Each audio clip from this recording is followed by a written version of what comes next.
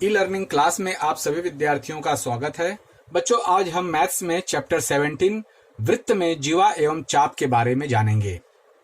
आपके पाठ्य पुस्तक में जो पिछली कक्षा में पढ़ाया गया है उससे संबंधित कुछ प्रश्न पूछे गए हैं। उन प्रश्नों के उत्तर हमें देना है। आपके स्क्रीन पर यह आकृति दिखाई दे रही है। इस आकृति में कुछ रेखाएं और कुछ बिंदुओं के नाम दिए गए हैं। इस आधार पर पूछे गए प्रश्नों के उत्तर देना है। यहाँ पर रिक्त स्थान पूछा गया है और उस रिक्त स्थान में सही उत्तर क्या होगा उसे हमें भरना है। तो सबसे पहला प्रश्न यहाँ दिया गया है। बच्चों, यहाँ ध्यान देंगे कि यहाँ पर यह वृत्त का केंद्र O दिया गया है और बाकी जो दिया गया है इस प्रश्न के आधार पर हमें उसका उत्तर लिखना है। पहला यहाँ प्रश्न दिया गया है, रेख OD वृत्त की खाली स्थान है। आप इस आकृति में देखेंगे कि रेख OD यह वृत्त की क्या है, क्या नाम है इसका। तो बच्चों, हम जानते हैं कि वृत्त के केंद्र से वृत्त की परिधि पर खींची गई रेखा उसे हम त्रिज्या कहते हैं, अर्थात रेख OD यह वृत्त की त्रिज्या होगी। बच्चों, जानकारी के लिए बता देना चाहता हूं कि वृत्त के केंद्र से असंख्य त्रिज्याएं खींची जा सकती हैं। अगला प्रश्न है, रेख AB वृत्त का खाली स्थान है। बच्चों, ये देखेंगे यह रेख AB है, यह वृत्त का व्यास कहलाएगा, क्योंकि हम जानते हैं कि वृत्त के केंद्र से जाने वाली जो बड़ी जीवा होती है, जो वृत्त की परिधियों के दो बिंदुओं को मिलाने वाली जो रेखा होती है, जो वृत्त के केंद्र से जाती है, उसे हम वृत्त का व्यास कहते हैं। इसलिए बच्चों, रेख AB यह वृत्त का व्यास होगा। और यह भी बता दें कि वृत्त के किसी भी वृत्त में असंख्य व्यास खींचे जा सकते हैं और यह व्यास वृत्त की सबसे बड़ी जीवा भी कहलाती है। तीसरा रिक्त स्थान यहां दिया गया है, रेख PQ वृत्त की खाली स्थान है। तो आप देखेंगे कि रेख PQ, बच्चों, यह रेख PQ वृत्त की जीवा कहलाएगी। क्यों जीवा कहलाएगी? क्योंकि वृत्त की परिधि पर दो बिंदुओं को मिलाने वाली रेखा को हम वृत्त की जीवा कहते हैं। बच्चों, जैसा कि मैंने अभी बताया था कि जो वृत्त का व्यास होता है यह वृत्त की सबसे बड़ी जीवा होती है और यहाँ पर PQ यह वृत्त की जीवा कहलाएगी। यह व्यास की अपेक्षा छोटी होती है। तो इसके लिए हमें यह याद रखना है कि वृत्त की परिधि पर दो बिंदुओं को मिलाने वाली रेखा को हम वृत्त की जीवा कहते हैं। इसीलिए रेख PQ यह वृत्त की जीवा होगी। अगला रिक्त स्थान है, खाली स्थान केंद्रीय कोण है। बच्चों, वृत्त के केंद्र से वृत्त की परिधि पर यहाँ देखिए यह रेखा खींची गई है और यह केंद्र बिंदु से जा रही है और यहाँ पर यह कोण बनता है व्यास की रेखा को मिलाकर। तो यही वृत्त का केंद्रीय कोण है बच्चों। और इस केंद्रीय कोण का नाम हम कोण DOB या कोण BOD इस तरह से पढ़ सकते हैं। तो कोण DOB वृत्त का केंद्रीय कोण होगा। अगला दिया गया है, लघु चाप AXD। यहां पर देखेंगे चाप AXD यह लघु चाप है। तो इसी प्रकार अन्य लघु चाप के नाम यहां पर लिखना है। तो बच्चों, हम जानते हैं कि लघु चाप अर्थात जब 180 चाप अर्धवृत्त का जो चाप होता है उसका माप 180 अंश होता है। जब 180 अंश से कम का चाप होता है तो उसे हम लघु चाप कहते हैं। तो यहाँ पर अन्य लघु चाप के नाम लिखना है हमें। तो यहाँ पर आप देखेंगे चाप BD यह लघु चाप है, चाप DX यह लघु चाप है। उसी प्रकार XA, AP, PQ ये सभी लघु चाप कहलाएंगे, क्योंकि इस चाप का माप 180 अंश से कम है। उसी प्रकार अगला प्रश्न है, दीर्घ चाप के नाम लिखना है। यहां पर दिया गया है चाप PAB यह दीर्घ चाप है, क्योंकि बच्चों दीर्घ चाप का माप क्या होता है? जो माप 180 अंश से अधिक होता है। वृत्त के चाप का जो माप 180 अंश से अधिक होता है उसे हम दीर्घ चाप कहते हैं बच्चों। तो यहाँ पर चाप PAB दीर्घ चाप है। उसी प्रकार चाप PDQ यह दीर्घ चाप है। और हम अपने मन से यहाँ पर लिखेंगे तो चाप ADQ, चाप RBP sorry X B P, ये सभी दीर्घ चाप कहलाएंगे। अब आगे देखेंगे बच्चों, यहां पर अर्धवृत्त का चाप पूछा गया है, तो इसमें अर्धवृत्त का चाप कौन सा होगा?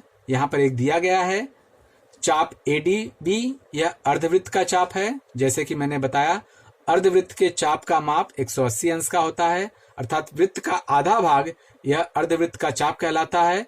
तो उसी प्रकार अगला अर्धवृत्त का चाप APB भी होगा, या AQB भी कह सकते हैं, या AXB भी कहा जा सकता है। तो कई तरह से हम इसे पढ़ सकते हैं। अगला रिक्त स्थान देखेंगे कि माप चाप DB बराबर माप कोण कितना होगा। तो बच्चों यहां पर आप देखेंगे यह माप चाप DB है, और इस चाप से बने केंद्रीय कोण का माप हमें लिखना है, क्योंकि केंद्रीय कोण का माप उसके द्वारा निर्मित चाप के माप के बराबर होता है। इसलिए बच्चों माप चाप DB बराबर माप कोण DOB होगा। और उसी प्रकार आगे माप चाप DAB बराबर, आप यहां देखेंगे यह DAB, यह चाप है DAB, दीर्घ चाप है। तो इस आधार पर यहां दिया गया है कि माप चाप DAB बराबर 360 डिग्री माइनस माप कोण कितना होगा। तो बच्चों हमें मालूम है कि पूर्ण वृत्त के चाप का माप 360 होता है, तो यहां पर DAB का माप हमें यहां पर दिया गया है, हमें ज्ञात करना है। तो हमें बच्चों चाप DB घटा देना है उसमें से, या तो माप कोण DOB का माप जो है उसे घटा देना है, तो हमें माप चाप DAB प्राप्त होगा, अर्थात 360 डिग्री माइनस माप कोण DOB, या माप चाप DB हम लिख सकते हैं यहां पर। तो बच्चों यह आप लोगों ने पिछली कक्षा में इसे पढ़ा था, इसे एक बार हमने रिमाइंड करा दिया है।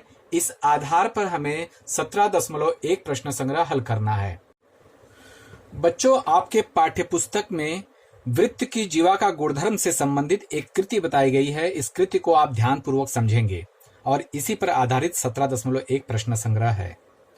आपके स्क्रीन पर यह चित्र दिखाई दे रहा है, यह वृत्त की आकृति है जिसमें जीवा AB दिखाई दे रही है, और उस जीवा पर रेख OP यह लंब रेखा है।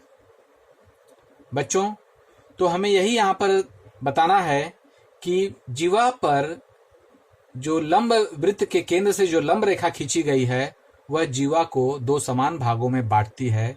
अर्थात हम इसे इस प्रकार कह सकते हैं कि वृत्त के केंद्र से जीवा पर डाला गया लंब उस जीवा को समद्विभाजित करता है, अर्थात समान रूप से दो भागों में विभाजित करता है। तो इस गुणधर्म के आधार पर हमें 17.1 प्रश्न संग्रह हल करना है। 17.1 का पहला प्रश्न है, यहां देखेंगे एक आकृति बनाई गई है।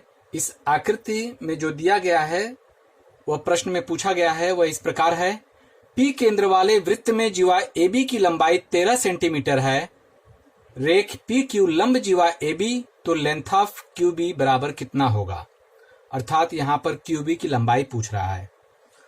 तो यहां हमने पहले से ही आकृति बना ली है और प्रश्न के आधार पर हम अपना उत्तर तैयार करते हैं। बच्चों आप यहां पर देखेंगे कि सबसे पहले जो दिया गया है उसे हम लिख लेते हैं। तो यहां पर दिया गया है लेंथ ऑफ AB बराबर 13 सेंटीमीटर, अर्थात रेख AB बराबर 13 सेंटीमीटर जो दिया है हम उसे लिख लेंगे।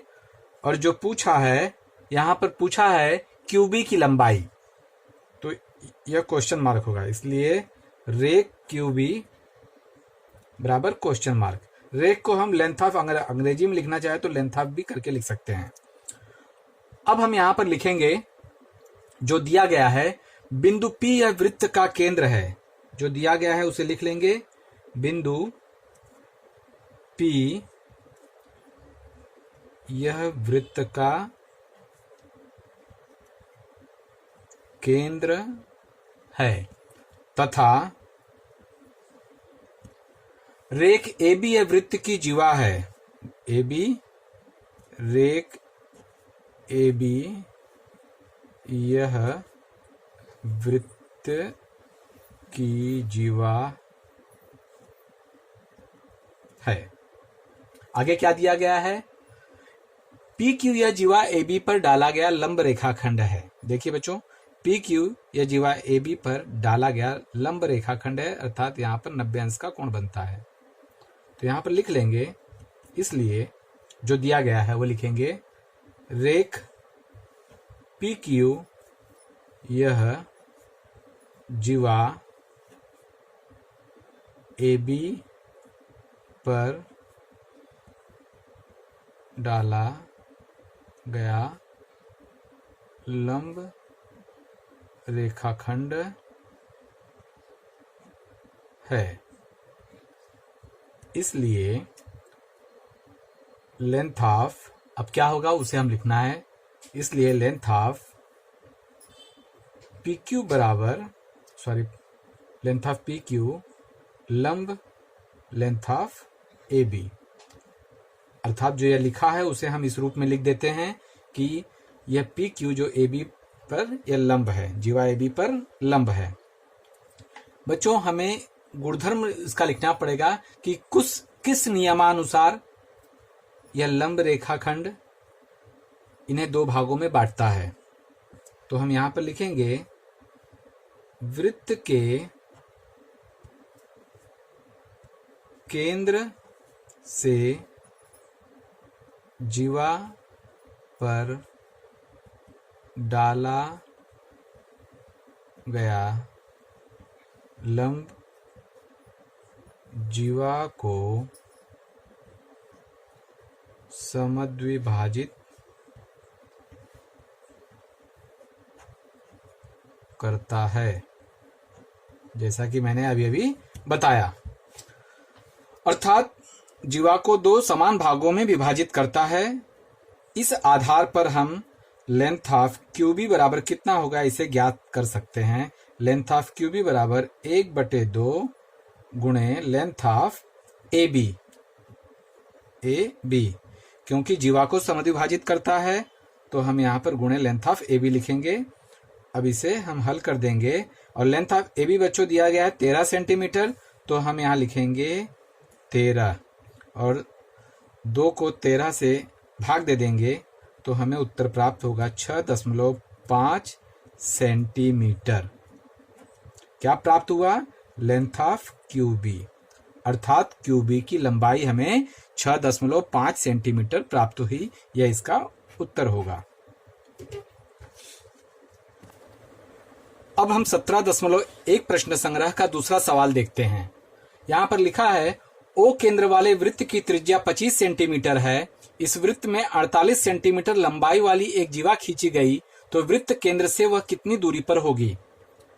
और आपके इस प्रश्न में इससे संबंधित आकृति बनाई हुई है। उस आकृति को मैंने यहाँ पर बना लिया है बच्चों।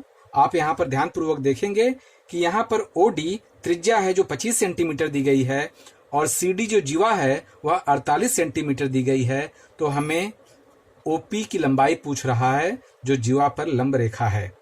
तो बच्चों, सबसे पहले हमें PD की लंबाई ज्ञात करनी पड़ेगी जो कि इस जीवा की आधी होगी, और इस प्रकार हमें इस समकोण त्रिभुज में 25 सेंटीमीटर और यह PD की लंबाई ज्ञात हो जाएगी। तो हम पाइथागोरस का प्रमेय रखकर OP की लंबाई ज्ञात कर लेंगे। तो कैसे करना है इसे ध्यानपूर्वक हम देखेंगे। बच्चों, जो दिया गया है उसे हम पहले लिख लेते हैं। यहां पर दिया गया है लेंथ ऑफ OD बराबर 25 सेंटीमीटर, लेंथ ऑफ CD बराबर 48 सेंटीमीटर, और पूछा है लेंथ ऑफ OP बराबर कितना होगा, और हमें ज्ञात करना है लेंथ ऑफ PD भी ज्ञात करना है। तो इसे भी हम यहाँ पर लिख लेते हैं। और क्या दिया गया है तो यहाँ पर उसे भी लिख लेंगे जो प्रश्न के अनुसार जो दिया गया है कि O केंद्र वाले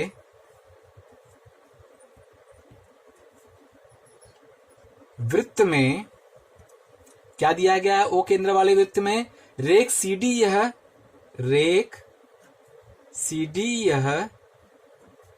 वृत्त की जीवा है तथा रेख ओपी यह वृत्त के केंद्र से जीवा पर लंब रेखा है तथा रेख ओडी यह वृत्त की त्रिज्या है। इसलिए अब बच्चों इस आधार पर हमें क्या यहां पर दिखाई दे रहा है, त्रिभुज OPD यह समकोण त्रिभुज है। इस आधार पर हम इसमें पाइथागोरस प्रमेय लगाकर हम लेंथ ऑफ PD ज्ञात कर सकते हैं। तो सबसे पहले जो प्रश्न में दिया गया है कि लेंथ ऑफ OP यह CD पर लंब रेखा है, इस आधार पर पहले हम यह ज्ञात कर लेंगे कि इसलिए लेंथ ऑफ PD बराबर, बच्चों लेंथ ऑफ PD बराबर क्या होगा, जीवा की आधी। तो लेंथ ऑफ CD भागे 2 या 1/2 भी लिख सकते हो, यहां पर गुणे 1/2 अर्थात 2 से हमें डिवाइड करना पड़ेगा CD को। तो यहां पर CD कितना दिया गया है, CD 48 सेंटीमीटर दिया गया है, तो हम 48 भागे 2 कर लेंगे। तो 48 को हम 2 से भाग देते हैं तो हमें 24 सेंटीमीटर प्राप्त होता है, अर्थात लेंथ ऑफ PD यह 24 सेंटीमीटर हमें प्राप्त हुआ। यह 24 सेंटीमीटर प्राप्त हुआ, इसका आधा। इस आधार पर अब हम OP ज्ञात कर लेंगे। बच्चों इसमें जो गुणधर्म का प्रयोग किया गया है वही है कि वृत्त के केंद्र से जीवा पर डाला गया लंब जीवा को समद्विभाजित करता है, 2 समान भागों में विभाजित करता है। इस गुणधर्म के आधार पर हमने CD को 2 से भाग दिया गया है। इस गुणधर्म को आप बच्चों यहां पर लिख दोगे, लिखना भी जरूरी है कि वृत्त के केंद्र से जीवा पर डाला गया लंब जीवा को समद्विभाजित करता है। इस नियम के आधार पर हमने इसे 2 से भाग दिया है और यह उत्तर हमें प्राप्त हुआ है। अब बच्चों इस आधार पर हमें क्या ज्ञात करना है, OP की लंबाई ज्ञात करनी है। तो अब हम पाइथागोरस प्रमेय का उपयोग करेंगे। पाइथागोरस सूत्रानुसार लेंथ ऑफ OD, जो कि आप देखेंगे इस त्रिभुज में OD यह कर्ण है और बाकी 2 भुजाएं यहां पर दिखाई दे रही हैं, जिसमें से एक भुजा और दूसरी भुजा मान लेंगे। तो अब यहां पर लिखेंगे बच्चों कि लेंथ ऑफ OD का वर्ग बराबर लेंथ ऑफ OP का वर्ग धन लेंथ ऑफ PD का वर्ग। हमें पाइथागोरस का सूत्र याद होना चाहिए कि कर्ण का वर्ग बराबर पहली भुजा का वर्ग धन दूसरी भुजा का वर्ग। तो जो भुजाएं दी गई हैं उसके नाम हमने यहाँ लिख दिए हैं। अब उसके माप लिखेंगे तो हमें OD कितना प्राप्त हुआ है, जो प्रश्न में दिया गया है 25 सेंटीमीटर, तो इसे हम 25 का वर्ग कर लेंगे। और लेंथ ऑफ OP हमें ज्ञात करना है, इसीलिए ज्यों का त्यों उसे उतार लेंगे। और लेंथ ऑफ PD कितना दिया गया है प्रश्न में, तो हमने अभी उस PD का उत्तर यहाँ प्राप्त किया है 24 सेंटीमीटर, तो यहाँ पर हम 24 का वर्ग कर लेंगे। 25 का वर्ग बराबर 625 होता है। लेंथ ऑफ OP हमें ज्ञात करना है, उसे ज्यों का त्यों उतार लेंगे। और 24 का वर्ग 576 होता है। अब हम इसका पक्षांतरण कर लेंगे तो हमें लेंथ ऑफ OP का वर्ग बराबर, घटा देंगे 625 में से 576 को, तो 576 को जब हम घटाते हैं तो हमें लेंथ ऑफ OP का वर्ग बराबर 49 प्राप्त होता है। बच्चों अब हम इसका वर्गमूल निकालेंगे। वर्गमूल लेने पर अर्थात लेंथ ऑफ OP बराबर √49।